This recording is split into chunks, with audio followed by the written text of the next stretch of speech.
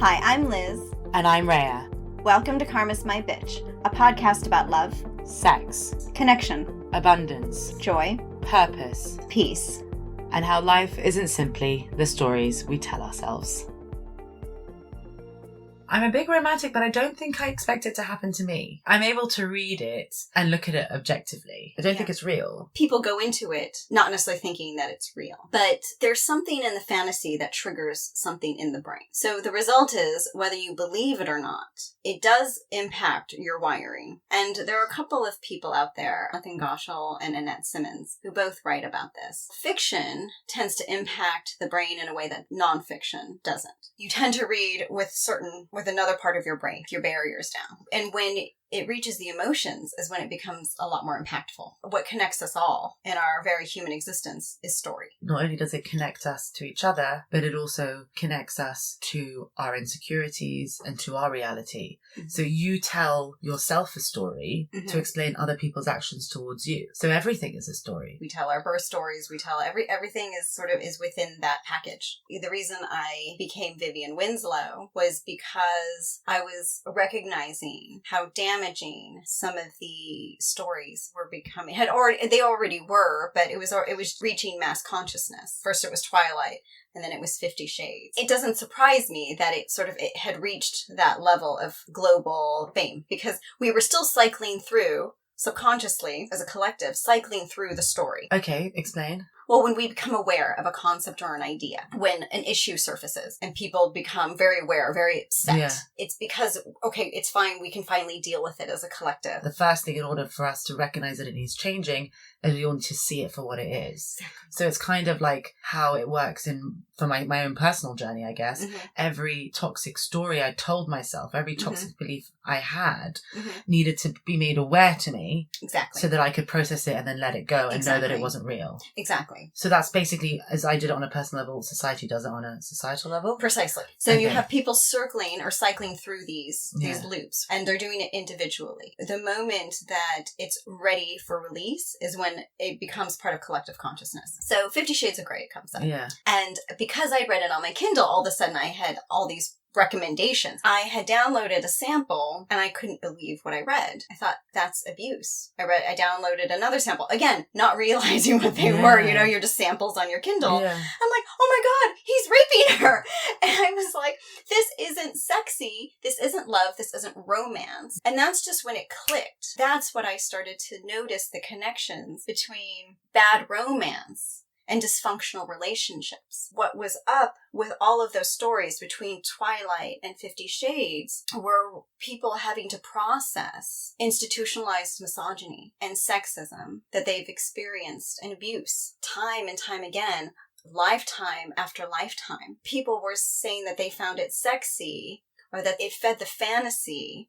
It meant that they were still locked in that old story. And so I decided to become Vivian Winslow and write a different type of romance, because I kind of felt it was time to inject healthier dynamics among the romance tropes that were existing. Because obviously 50 Shades wasn't the first. Twilight was born out of these old romance tropes that have existed for decades, which is fascinating. Yeah. It was almost like we were healing every trope through these stories. Well, you can break it down. I mean, I'm going to use 50 Shades as an example. It's every trick in the book. It is. In one book. It is. He's got all the money in the world, so you don't have to worry about working, right? And she's the virgin. We have to come back to the virgin. It's actually really important that she's the virgin. Very important. Because in fact, if you go to the book, that's what changes his image of her. Because he has to have sex with her normally before he can do any of the kinky stuff. And that's when he falls for her, because she's different, because she's a virgin. So you've got that stereotype in there.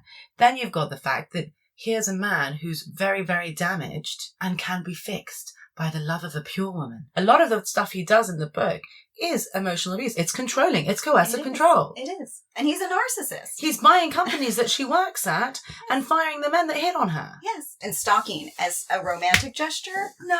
Sexualizing the power control dynamic between the genders. Completely. Which a lot of romance does. Actually, what we've learned, and what anyone who's been listening to our podcast has learned from my journey, from everyone's stories around them, is that really the only way to have a healthy relationship is to have a healthy relationship with yourself first. Yes. But in all these books, someone else is healing them, Mm-hmm. or they're just not getting healed at all. So it's dysfunctional from the start, but somehow at the end, there are these happy endings. The HEA in romance speak, which is the happily ever after. One of the most damaging concepts to come out of fairy tales. So all the things that actually I personally think are really important in a relationship are just fundamentally missing from these stories. There's no equality, there's no friendship, there's no partnership, there's no genuine emotional connection. If we put it together in what you were saying, which is people read stories and regardless of whether you know them to be real or not, your brain is almost rewiring to believe that it's possible. Like, unless you're reading it with disgust every 2 seconds, that's how it's going to be. Yeah. So, but rarely are you. No, because you're into a story, otherwise you just won't read it. Exactly.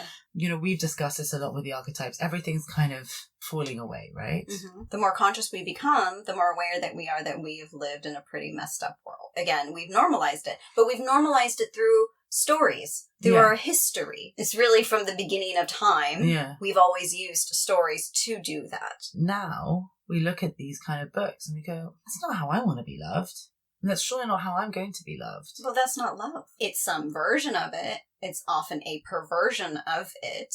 And that's why I think the word romance has to go. Do you think romance in general has to go? Yes. I just think that, well, in a nutshell, romance has become a formula. It's gifts, it's words, it's prescribed actions. We think, okay, by doing these things, this person is going to know that I feel this way. And then therefore I should be hopefully guaranteed this type of response, right? That's sort of the equation. I wrote this article called Romance Must Die because I think that it's really a prescription for misery. If we live with this idea that love is contrived, because that's what it is. It's contrived love. I show X that I love them by buying them flowers rather than, oops, I forgot that she actually got really bad hay fever and I should just turned up on time for a date instead. You know? Exactly. Anything that you do to express your feelings for somebody that is heartfelt as opposed to coming from the mind. Because that to me is what romance is. It's a sort of dictated set of guidelines in which people who want to court or date or want something from somebody else, that they do. And so for me, holding on to romance in a story,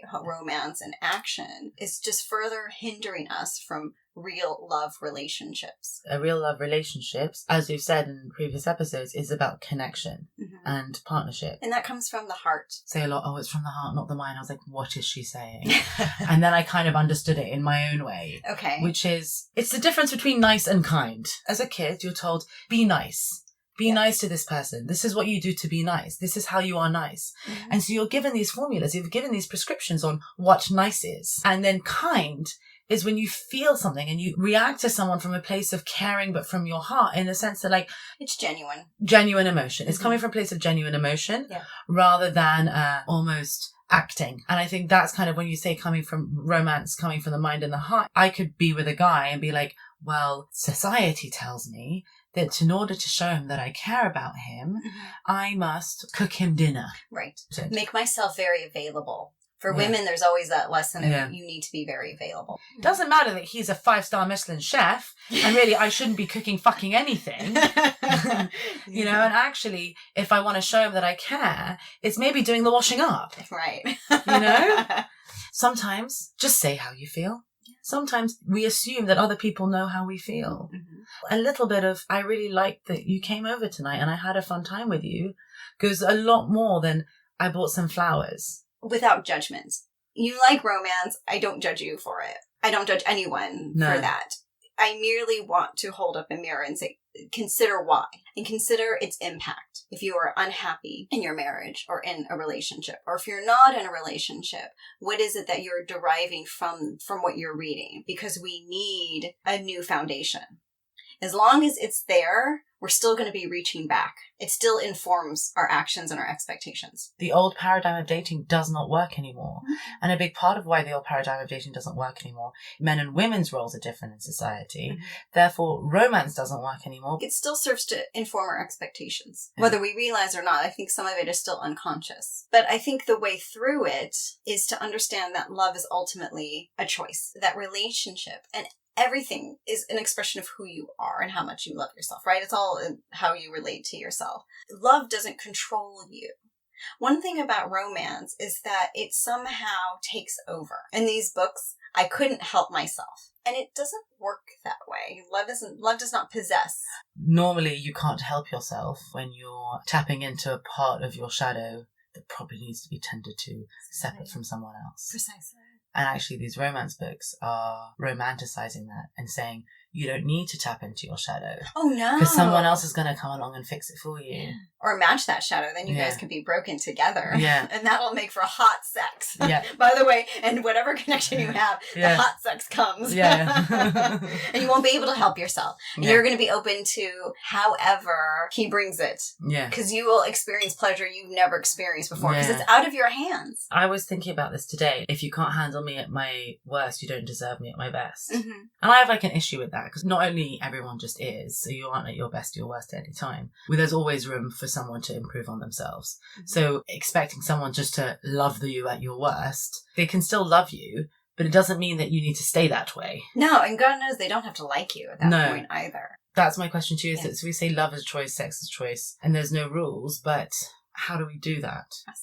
Trusting that we are deserving of love. And love in the way in which we believe love is. Which is unconditional. It's unconditional acceptance. Because so many of us aren't there yet. We think that, well, romance will teach me that I'm valuable to someone. They're going to show me. Because we don't believe that ourselves. So what you're saying is that the reason why a lot of us get really into romance is because it's kind of a way of seeing how, oh, well, in this book, he did this, and I know that he cared about her. So if this boy does this for me in reality, I know that he cares about me. Mm-hmm. So in a way, we're using romance like a instruction guide on how to love. Absolutely. But because the instruction guide itself is whack... Exactly. Precisely. Then we're all learning how to love in a fucked up way. And so really we need to throw out the instruction manual and write a new one. We're all walking around going, we have an instruction manual of what love is. And it's built on the archetypes of what a man is and what a woman is and what sex is and what desire is. And so we know that it's right because in these manuals there's always a happily ever after. So we follow these books. Absolutely. Because we all want the happily ever after. We think we've been given the instruction manual / recipe book for love and happily ever after. Absolutely. It's not just doing women a disservice. Not at all. It's almost doing men just as much a disservice. They're positioning men in ways in which that's what's attractive. He has to be powerful and rich. So what about the normal controlling. guy? And controlling, of course. He's not allowed to have emotions. No. And he has to want me. He's got to pick me out of the sea of choices he has. And really go for me, like, make it really clear all the time that I am like the only one in his line of vision. Well, like a stalker. Yeah. But because he's going to love me, it's not the same as stalking. Yeah, which is so not true. It's basically, if there's a happily ever after, which I guess goes back to unrequited love and goes back to all of them. Yes. If there's a happily ever after, then it doesn't matter what happened before because it was worth it. It erases all that. There's myriad personalities out there of men who would make great partners but aren't necessarily ever considered, where people are maybe swiping left, not right, because the perception that romance perpetuates of what makes a guy attractive. Yeah. Romance has died, and in its wake steps up people who are open, honest, vulnerable, who can see themselves fully and therefore recognize the love potential in somebody else. And there's no weird power dynamics. No. It could be that on the surface, it looks like a very traditional kind of setup. But it really has to do with how you're connecting and how you're really operating within that partnership. For men and women looking to perpetuate that unequal power dynamic of domination, subordination, why don't we try something a bit different? Mm-hmm. Let's try partnership. Let's try two people meeting on equal footing, liking each other the same amount. Not one actively chasing the other one more than put in the same amount of effort, get the same out. And as a result, they're the ones that are having hot sex because they're actually listening to each other. And let's find connection, not let me contort myself for you. I have tried the romantic route. I have tried the pain gets erased when you get to a happily ever after. Side note, never does. I have tried the weird power control dynamics. Not good. I've been wined and dined and not really felt what I needed to feel with that person. The only connections I've really enjoyed with people are the ones when we actually just connected as two human beings. Absolutely. Yeah. And everything about our interactions were far better because of it. Mm-hmm. Those are the ones that wouldn't have happened had I subscribed to all the rules and that romance has fed me throughout my life. I think it's about finding our own HEA inside of us, what's going to make us happy ever after, which has nothing to do with somebody else. But again, it's how we choose to live our lives. And I subscribe to the sort of happy for now, not going to worry about tomorrow, whatever is down the line. It's also knowing that your happily ever after might be different to someone else's. Mm-hmm. Absolutely. And then that's okay too. Yeah. And I think that's what romance does, is it strips away our autonomy and our choice. Because we're all meant to like the same things. And then actually we don't. No. And while some people might really like romance, some people might like something else. Thank you for listening. For more information, articles, and inspiration, find us at karmasmybitch.com and at karmasmybitch.insta. And if you liked what you heard, please subscribe and leave us a review.